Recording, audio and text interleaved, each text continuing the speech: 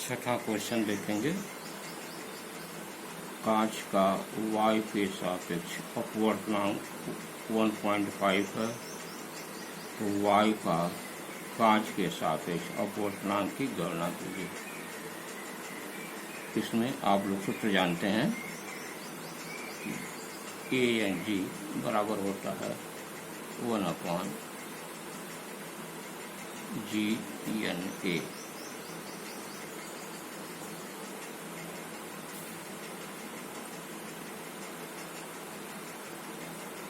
यह होता है इस तरह का सूत्र।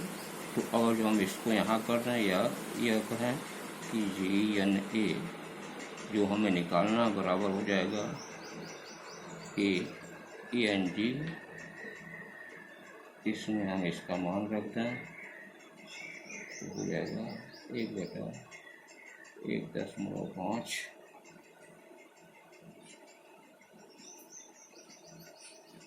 ये बराबर हो जाएगा 0.67। यह है आपका।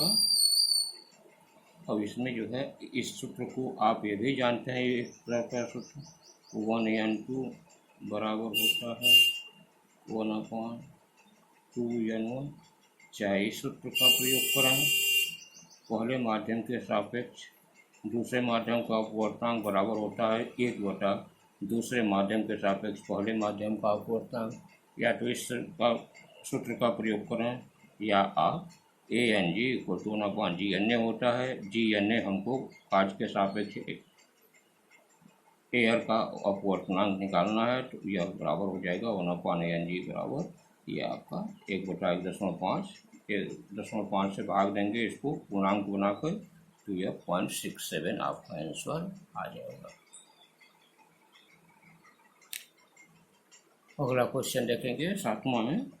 y के सापेक्ष जल तथा कांच का अपवर्तनांक क्रमशः 4/3 एवं 3/2 है। जल का कांच के सापेक्ष अपवर्तनांक ज्ञात कीजिए। तो अब आप देखेंगे y के सापेक्ष जल का अपवर्तनांक मतलब हो गया आपका ANW। y के सापेक्ष जल का अपवर्तनांक मतलब एयर के सापेक्ष वाटर का अपवर्तनांक, यह बराबर है आपका 4/3 और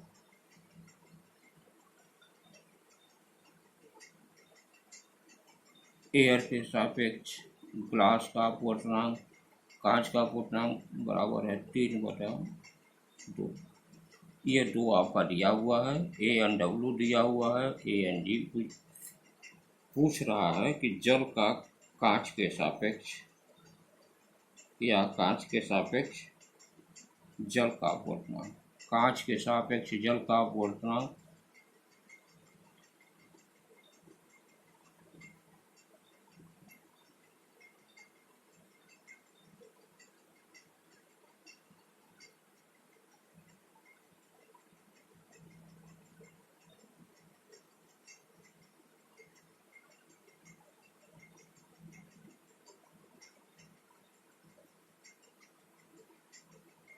कांच के सापेक्ष जल का अपवर्तनांक मतलब W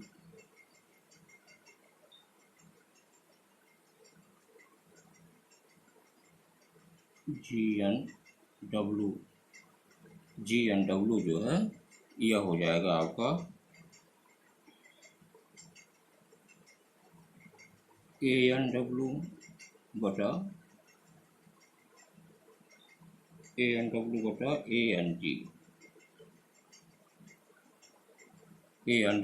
ANG, क्योंकि हम जानते हैं कि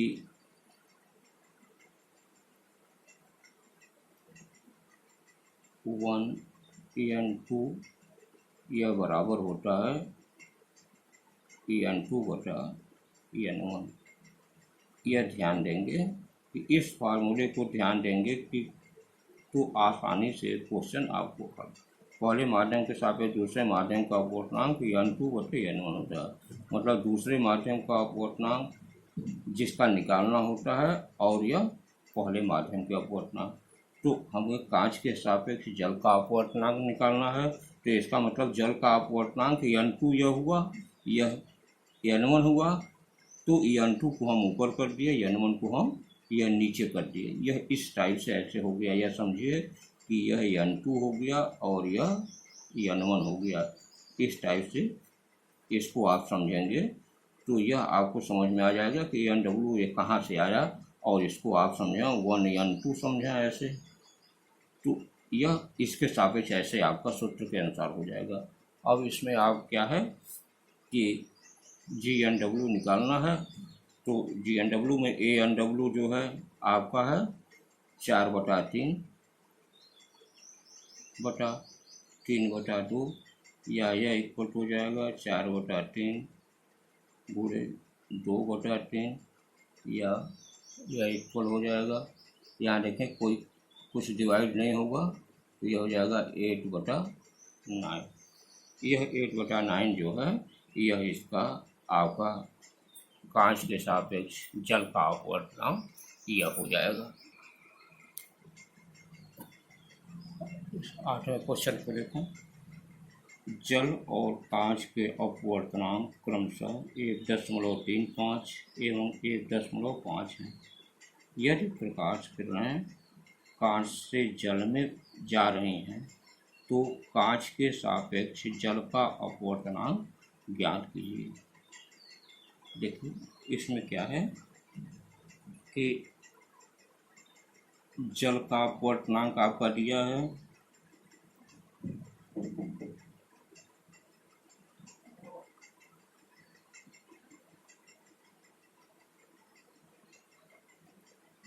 1.35, कांच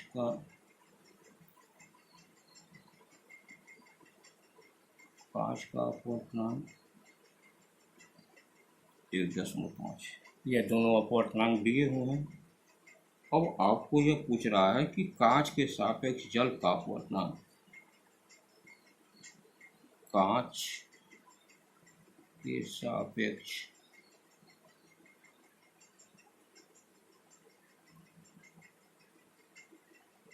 जल का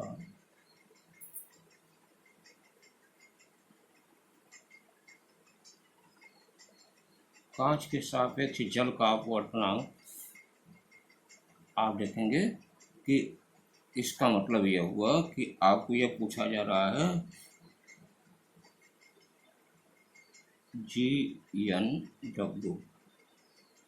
GNW में आप जानते हैं कि जब कांच के सापेक्ष जल का अपवर्तनांक पूछा जाएगा तो आप अगर जो इस सूत्र से आप सोचें थोड़ा सा, 1n2 इक्वल टू होता है n2/n1, तो GNW बराबर हो जाएगा आपका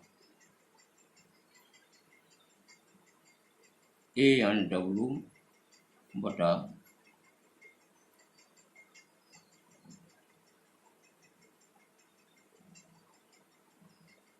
ANW, यहाँ एयर के सापेक्ष तो है नहीं,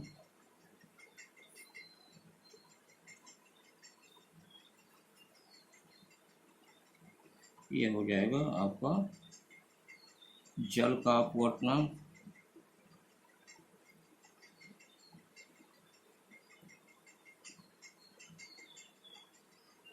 बटा कांच का अपवर्तनांक।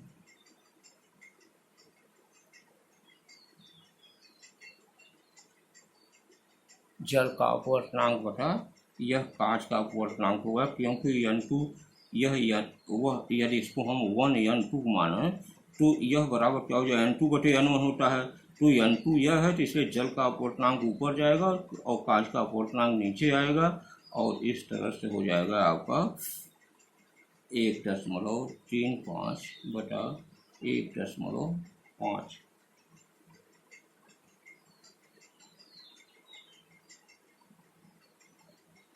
और इसको आप जो है पूर्णांक बना करके जब भाग देंगे तो यह हो जाएगा आपका लगभग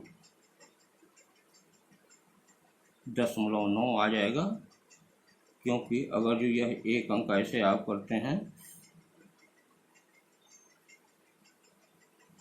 10 से गुणा करते हैं तो ये 13.5/15 हो जाएगा और यह 0.9 के आसपास है आपका।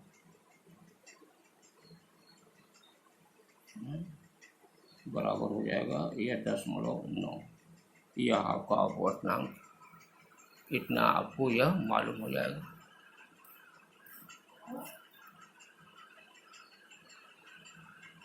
यह किताब इसलिए बता दिए हैं कि यह अरिहंत प्रकाशन की किताब में यह सवाल गलत लगा हुआ है, इसलिए हम इस सवाल को आपको बता दिए। सही इसका जो है सही हल यही है, इसलिए यह आपको बताना आवश्यक था, नहीं तो आप लोग गलत ही जो है लगाते इसको।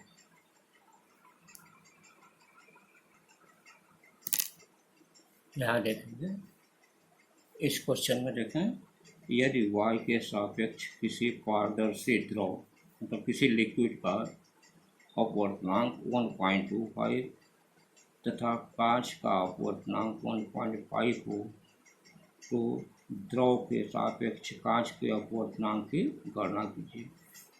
y के सापेक्ष पारदर्शी द्रव मतलब AnL लिक्विड हम मान लेते हैं, इसका यह दिया है 1.25 और AnG ये दिया है आपका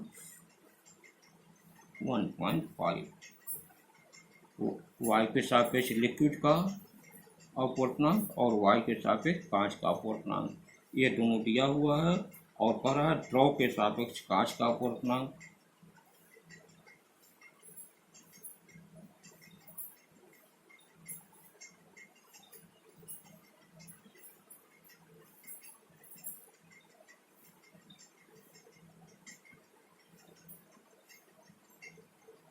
द्रव के सापेक्ष कांच का अपवर्तनांक मतलब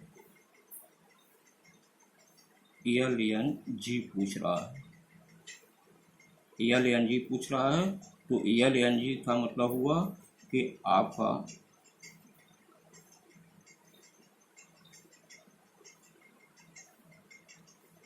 ANG बटा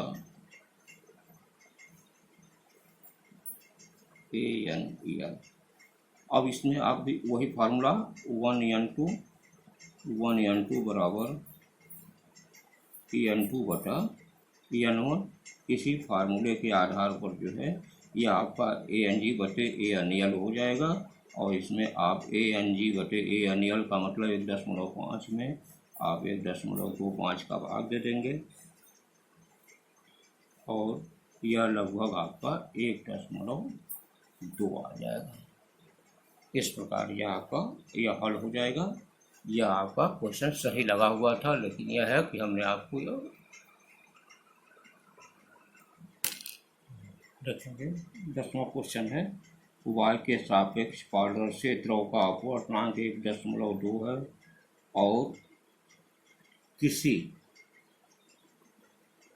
अन्य पारदर्शी ठोस का अपवर्तनांक 1.8 है। द्रव के सापेक्ष ठोस के अपवर्तनांक LNS लिक्विड के सापेक्ष सॉलिड को का अपवर्तनांक ज्ञात करना है। अब आप देखेंगे y के सापेक्ष द्रव का अपवर्तनांक मतलब यह हुआ ANL, एयर के सापेक्ष किसी लिक्विड का अपवर्तनांक यह दिया है 1.2। दूसरा दिया है कि y के सापेक्ष अन्य पारदर्शी ठोस का अपवर्तनांक मतलब ANS सॉलिड का 1.8। ये दोनों दिया है और पूछ रहा है द्रव के सापेक्ष ठोस का, द्रव के सापेक्ष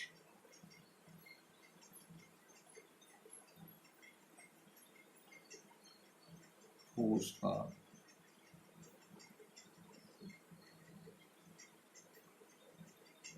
द्रव के सापेक्ष ठोस का अपवर्तनांक LNES यह पूछ रहा है। तो LNES का मतलब यह होगा कि ऊपर जो है आपका ANS सॉलिड का अपवर्तनांक ठोस का अपवर्तनांक निकालना है तो सॉलिड का ऊपर जाएगा और नीचे जो है आपका हो जाएगा ANL, यह ऐसे होना चाहिए। तो इसमें आप देखेंगे ANS है 1.8 बटा 1.2, या इसको आप लिख सकते हैं 18/12। इसमें यदि हम इसको ये बना लेते हैं, पूर्णांक बना लेते हैं, 10 का गुणा कर देते हैं तो 18/12 हो जाएगा, और यह आपका हो जाएगा 3/2, ये 3/2 आएगा। जबकि ये भी जो है क्वेश्चन अरिहंत प्रकाशन की किताब में गलत लगा हुआ है, और इसको आपको हमने ये सही बता दिया कि कैसे सही होगा, और इस क्वेश्चन को आप जो है अपने अनुसार इसको ऐसे हल कर लीजिएगा।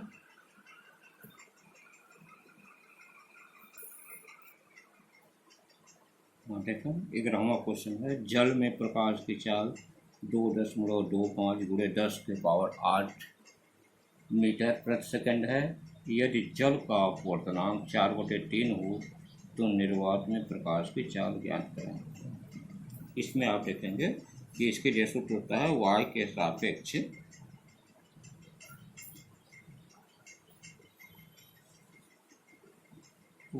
सापेक्ष या निर्वात की भी सापेक्ष करते हैं, सापेक्ष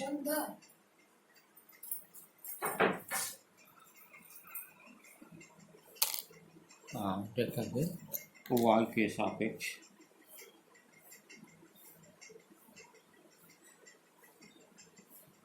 जल का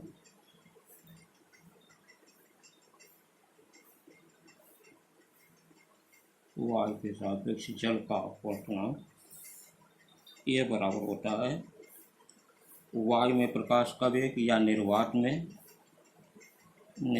में प्रकाश की चाल बटा जल में प्रकाश की चाल।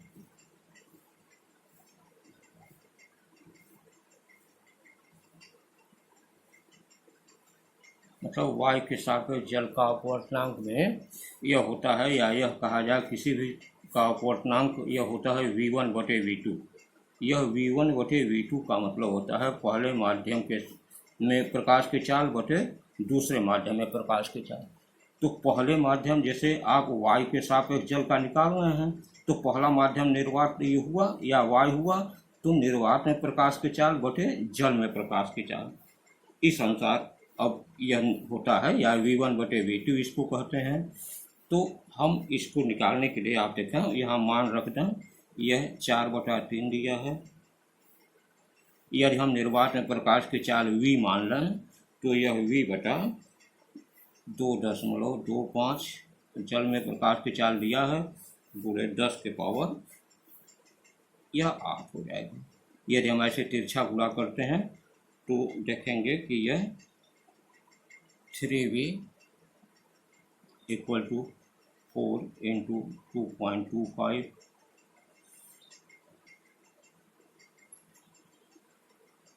× 10⁸ हो जाएगा, या v = 4 × 2.25 × 10⁸/3 हो जाएगा। इससे आप देखें, इसको यदि आप ये सॉल्व करते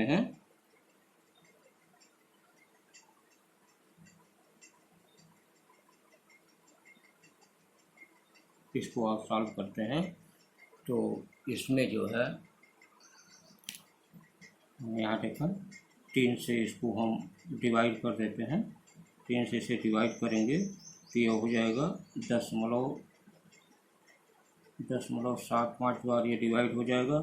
0.75 में इसमें गुणा करेंगे तो ये हो जाएगा 3.00 × 10⁸, या इसको हम कह सकते हैं 3 × 10⁸ मीटर प्रति सेकंड।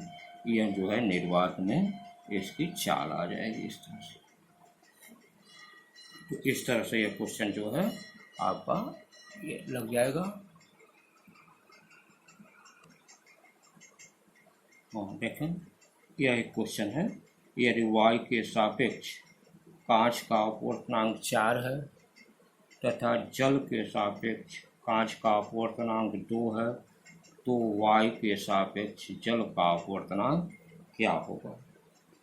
तो यह देखें, y के सापेक्ष कांच का अपवर्तनांक का मतलब हुआ ANG, यह बराबर आपका 4 दिया है।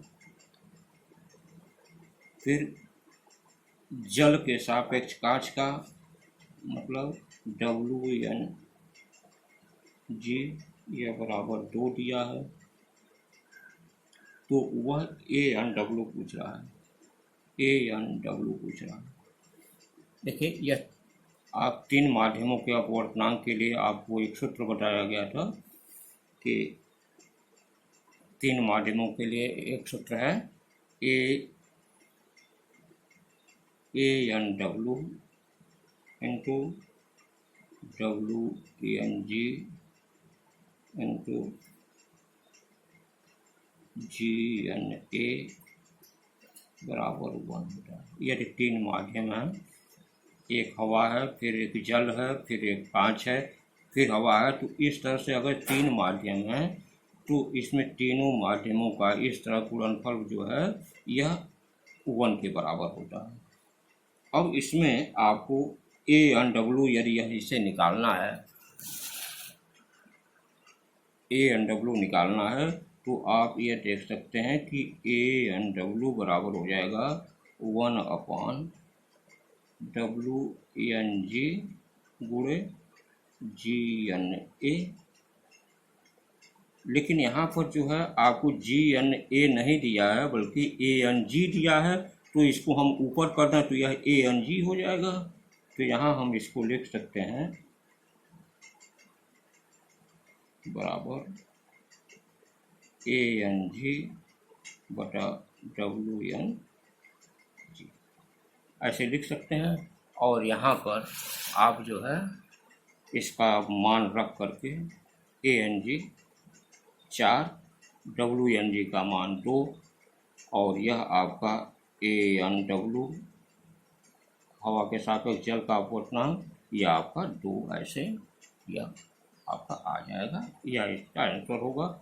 और इसमें थोड़ा सा जो है यह चेंजिंग करने अगर आपको आता है तो कोई दिक्कत नहीं है, और इस सूत्र को आप याद रखेंगे, बिना इस सूत्र के जो है यह हल नहीं हो पाएगा।